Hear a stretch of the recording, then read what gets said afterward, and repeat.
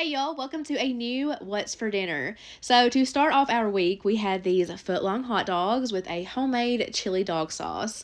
This dinner was requested by my 5-year-old son. His current favorite food is hot dogs. So, while we were at Walmart getting groceries, he was the one to spot these out and he was sure to let us know that we were taking him home. He'd never seen them before, so he was just amazed. But as for this chili dog sauce, super simple. I started by heating up just a little bit of olive oil and I'm tossing in some freshly minced garlic and I'm just letting that cook for a couple of minutes, and then I'm going to add in some tomato paste. So I'm going to be using this full 6-ounce can, which is pretty satisfying to be honest, because if you know, you know, it's very rare that recipes call for the full can. But as you can see here, I'm just getting that garlic like combined in with the tomato paste. That way it won't burn. And then I let it cook down for just a few minutes to like really deepen that flavor. I added in a couple cups of water and I'm just whisking that until it is perfectly smooth. And now I'm going to start adding in my spices. So I did a tablespoon of chili powder, a tablespoon of cumin, 2 teaspoons of salt, which I would cut that in half next time. It was just a little bit too salty for us. But moving on, 2 teaspoons of pepper, a teaspoon of garlic powder, a teaspoon of onion powder, and a teaspoon of brown sugar, and a little bit of cayenne pepper. So that was quite the mouthful, quite a bit of spices going on there, but you can't say it's lacking flavor. So now on to the last and most important ingredient. You're going to need some ground chuck, or you could do ground beef.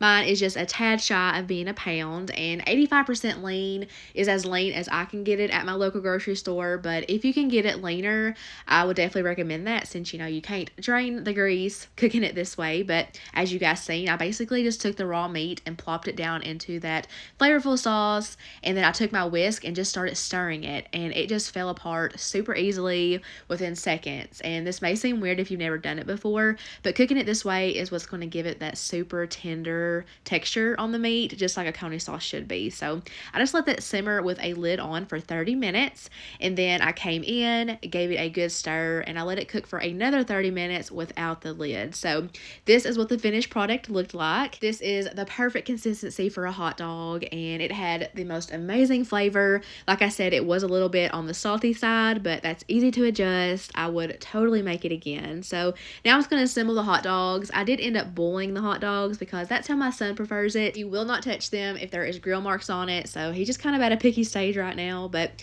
as you can see, I did add some mustard first. I always have to have mustard with my chili cheese dogs, and I just wanted to throw in there, if you do make this chili and you have leftovers, it will freeze really well. I've done it many times and you can't even tell that it's been frozen. But yeah, just a little tip if you didn't know. So I just added some shredded cheese on top and some pickled jalapenos, and this was just a really fun dinner. I absolutely loved seeing the kids' reactions to this. It just made their day. It was so sweet. I do wish that you could buy like all beef foot-long hot dogs, but I've never seen them, but it was still good. For a side, we had some salt and vinegar chips, and we also had some strawberries and fruit dip. And y'all, this fruit dip was amazing. It was my first time making it. It's just a block of cream cheese, a jar of marshmallow fluff, and a teaspoon of vanilla, and that is it. It was so cheap to make, way cheaper than buying it pre-made. You get more and it tastes 100 times better. Okay, so this was one of those meals that I came really close to not even putting it in this video, mainly because of the way that these hot dogs look, and I can already hear the comments, but we ended up really liking the turnout, so I'm throwing it in there. Basically, we had 3 of these footlongs left over that I was not about to let go to waste. So I was trying to think of ways that I could use that up in a different way, and I found this box of Creole dirty rice mix in my pantry. It calls for ground beef, but obviously I'm going to replace that with the hot dogs. And yes, I know that they are pale. It's just because they sat in the water they boiled in for a little bit too long after we were done eating, but they are not ruined in any way. This was literally the day after we had those chili cheese footlongs. So anywho, I am going to get these cut up into little bite-sized pieces. Also, let me know down in the comments what you would have done with the leftover hot dogs, like any recipes you have. I do have a like chili cheese dog tater tot casserole recipe. I'm sure many of you guys have seen that, like on Pinterest, but we weren't in the mood for that, but that is a good one. But anywho, I have heated up some olive oil in my skillet. I'm getting those hot dogs thrown in there, and I'm going to try to bring these back to life, give them some color. So I just fry those in the oil for I don't know, I'd say like 6 to 7 minutes. And yeah, that looks a lot better, wouldn't you say? I did decide to throw in some minced garlic, garlicky hot dogs, yes please. And now I'm basically just following the directions on the back of the box. So I've added in my water, I've added in the rice and seasoning blend mixture, getting that mix really good. And yeah, I'm just gonna let that come up to like a boil and cover it with a lid until everything is, looking good. Also, I want to know if any of you guys buy this box, like dirty rice mix. This was my first time. I found mine at Save-A-Lot a while back, but I've never seen it before, but also I never really looked for it either. So I don't know. I just thought it had crazy good flavor. I did not expect that at all. Again, I did think it was a little on the salty side again. I don't know if that was just me a couple days out of this particular week where everything was seeming overly salty or if it really was, but yeah, like I said, we really liked it. And when I told Josh I was making this, he was not excited at all. But after one bite, he looked at me and he's like, I don't know what made you think to make this, but it's good. New favorite dinner alert. I repeat, new favorite dinner alert. I am making some Instant Pot cilantro lime chicken burrito bowls, and my daughter bragged on this meal for days, if that tells you anything. So in here, I have 2 boneless skinless chicken breasts that I've just diced up, and I'm seasoning it with some chili powder, cumin, onion and garlic powder, salt, and pepper. I'm just going in and getting that all mixed together, making sure every little piece of chicken is fully coated in that seasoning blend. Then I'm going to pull out my Instant Pot and I'm going to hit that saute button and let that pot start to heat up. Once my screen red hot, I dropped in some olive oil, dumped in my chicken. I'm just doing my best here to get that spread out, and I'm just going to cook this up for a few minutes to brown it basically. Then I'm going to go in with some chopped garlic. I'm also going to add in 1 cup of some white long grain rice that I have washed first. This is uncooked if you can't tell. And I'm just going to let that roast, oh my goodness, rice toast up for a few minutes before adding in my other ingredients. I'm going to be adding in some chicken broth. So the original recipe called for 2 1/4 cups of that, but a lot of the reviews said that theirs came out too liquidy, so I used a little less than 2 cups. So next, I'm going to add in a can of diced green chilies, lid and all. No, just kidding. But I'm going to add in also a 1/3 cup of some chopped cilantro. And I'm going to juice half of a lime. I would have used a whole lime, but all I had was half, so that's that. I'm just trying to do my best to get the cilantro off the sides of the pot. And then I'm going to add in 1 can of black beans that I have rinsed and drained, getting that incorporated. And you just want to make sure that your rice is really pushed down into that liquid so that it will cook properly. So I'm just going to get my lid added on, make sure my valve is set to sealing. I'm going to hit that manual button, and I'm going to set the timer for 7 minutes. So after the 7 minutes was up, I let it natural release for 2 before going in and doing a quick release. So I popped that lid off and fluffed up the rice. The rice was cooked perfectly at this point, and as you can see, not too liquidy at all. I'm going in with about 1 cup of cheese. This is a Colby Jack blend, but obviously use as much cheese as you want to. So the pot is off at this point. I'm just going to add my lid back on just to melt that cheese. It just took like a couple of minutes, and just look at that cheesy goodness. That is literally it. Imagine this in a burrito, toasted up in a skillet. That's also another really good option, but I just love burrito bowls. When we're out and about, sometimes I like to grab Qdoba or Chipotle, and the burrito bowls is just one of my favorite foods like ever, but I'm telling y'all, this was better. I'm just amazed. This is not the prettiest presentation, but I just added a little bit more cheese on top. That sour cream that I just showed you, of course my voice is cracking. Sorry guys. That sour cream tends to like melt really quick. I don't know why, or if it's just me. Also added some salsa. That one back there is my favorite. I get questions on that sometimes. And I also just threw on some avocado slices, and that was it. Just so super good. I am so glad that I tried this recipe out, and I'm just so excited to make this again. Okay, so before I show off the main course to this meal, I just wanted to quickly show the side dish that we had with it, since I prepared that like earlier in the day, since it has to chill first. But as you can see, it's just some box pasta salad. I'm sure a lot of you guys have had it before. I know that it is very simple to make it like without the box mix, and I do sometimes. If you watch my channel, you know that. But just something about this one every now and then, it's just so good to me. It like takes me back to childhood. And these have like doubled in price, which is unfortunate. unfortunate, but I will only buy them when they are on sale, and that's when I'll stock up. The Caesar ones are also really good. But now for the main course. So we're going to do some BLTs, and this is our favorite brand of bacon, the Wright brand. Again, this is another one of those items that I only buy on sale, or else it's just way too expensive. But y'all, these are not going to be just normal BLTs. Instead of regular tomatoes, we're going to be doing some fried green tomatoes. This is something that I make like once a year, always in the summertime. So I was super looking forward to this. So as you can see, I just have 2 green tomatoes.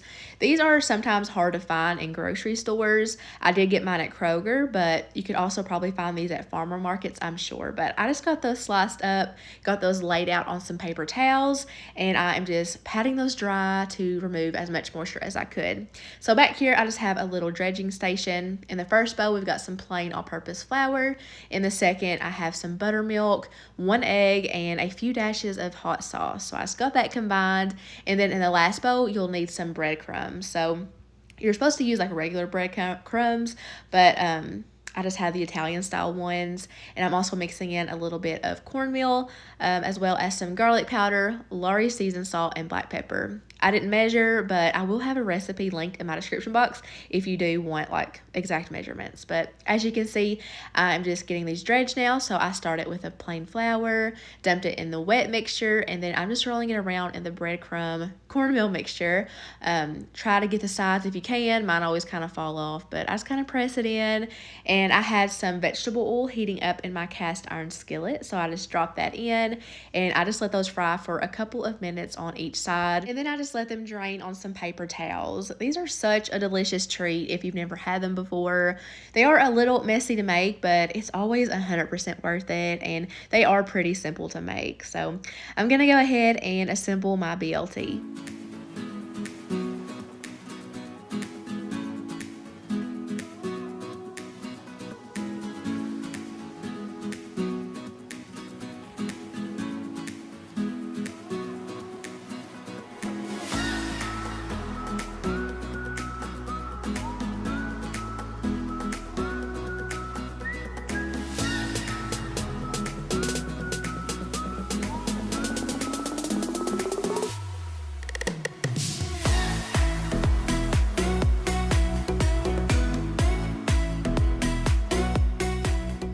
This sandwich was amazing. I honestly cannot remember if I have ever put fried green tomatoes on a BLT at home before, but I do know that a lot of restaurants around here serve it like this, and it's really popular, and I can completely see why. I mean, it just goes hand in hand. It is just delicious. I honestly can't decide between this or the burrito bowl on which one was my favorite meal of the week, so I'm just going to say it was a tie. Up next is a meal cooked by my dad. This is a pork roast with potatoes, carrots, and celery, with a side of macaroni and tomatoes, corn, green beans, hoe cakes, and coleslaw. Super, super delicious. Lastly, I'm going to be making a pork chop sheet pan dinner that I saw in my Pioneer Woman cookbook. I also found it on Pinterest, so I will be able to link it. So here I'm just making like the seasoning mix that's going to go over the pork chops. All that was 2 tablespoons of ranch seasoning mix, 2 tablespoons of Worcestershire sauce, 2 tablespoons of olive oil, and roughly 2 tablespoons of honey. I just kind of eyeballed that. So I'm just going to get that whisked together really good. I did forget to add in the black pepper, so I'm just doing that now. So I'm just going to take half of that mixture and just drizzle it over my pork chops. And I'm taking my silicone brush and just brushing that mixture all over the meat. So if I was thinking earlier, I would have like let my pork chops marinate in that mixture all day long. This would be an amazing marinade. It tastes so wonderful, but I just didn't think about it. But as you can see, I got those pork chops flipped over, and I'm just dumping out the rest of my mixture and brushing that on as well. So now onto the potatoes. These are some yellow potatoes that I cut small. I let the skins on, and I just drizzled some olive oil on them, sprinkled on some ranch seasoning and pepper, and I just dumped those out alongside the pork chops. I kind of spread those out a little bit, but you want to make sure to leave some room for the broccoli. So I popped that in at 425 degrees for 15 minutes. And in that time, I was preparing my broccoli the same way I did the potatoes. So olive oil, ranch seasoning, and black pepper. So here's after the 15 minutes. I pulled out my sheet pan and got my pork chops flipped over. I went in with my spatula and gave my potatoes a good shake just so that it could have like an even cook. And then I'm just dumping out my broccoli. And I pop that back in the oven. And I'm not going to say like a cook time because I had a time getting those potatoes done, even though I did dice them small. Altogether, it ended up taking about 40 minutes. So luckily, I used my good quality pork chops, the Uncle Charlie's ones, so they didn't like dry out and turn out tough. But all I would say is I would recommend to like start your potatoes first, let those cook in the oven for a bit, and then add your pork chops and broccoli, and it should be a hit. This did have amazing flavor. But that is it for this video. I really hope that you enjoyed it. We are going on vacation tomorrow and we'll be gone for a week. And then when I come back, it'll take about a week to film some content. So it will be a couple of weeks before you see a new video from me. So just wanted to throw that out there so you're not wondering. But if you made it to the end of this video, I just want to thank you so much for watching. I hope that you all have an amazing weekend and I will see y'all soon. Bye guys.